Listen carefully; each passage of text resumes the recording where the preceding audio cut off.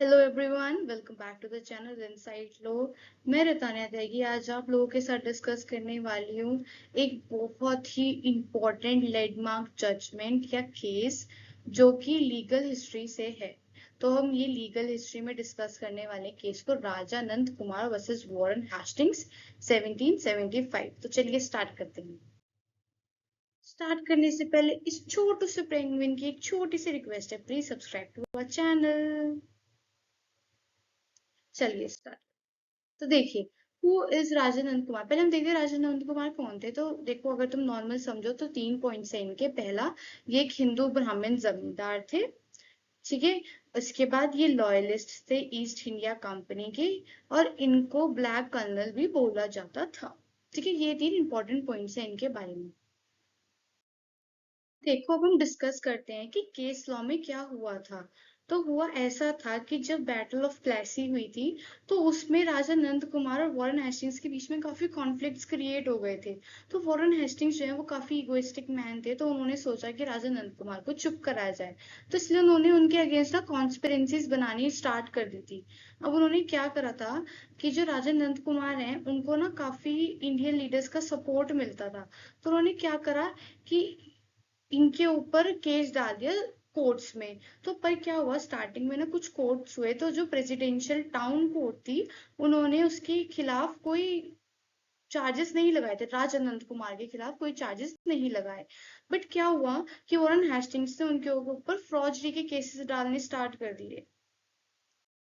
अब अगर हम इसके फैक्ट्स देखते हैं, तो उन्होंने जो है कॉन्स्पिरेंसी करी राजा नंद कुमार। पहला पॉइंट ये हो गया, उन्होंने 2 केसेस फाइल करे थे simultaneously, one for forgery and one for conspiracy. knowing that the conspiracy charge would be difficult to prove, Hastings pursued the forgery case more aggressively.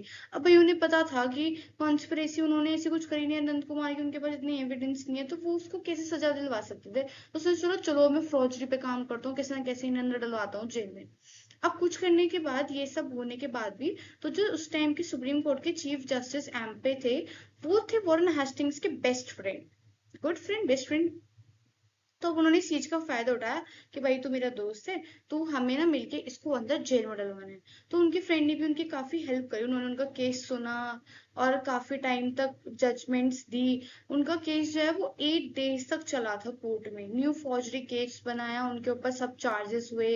अब जो जजमेंट था ना, वो सब कहते हैं कि वो बायस्ड था, क्योंकि एमपीज की जो रिलेशनशिप थी वो वॉरेन हेस्टिंग्स के साथ काफी फ्रेंडली थी।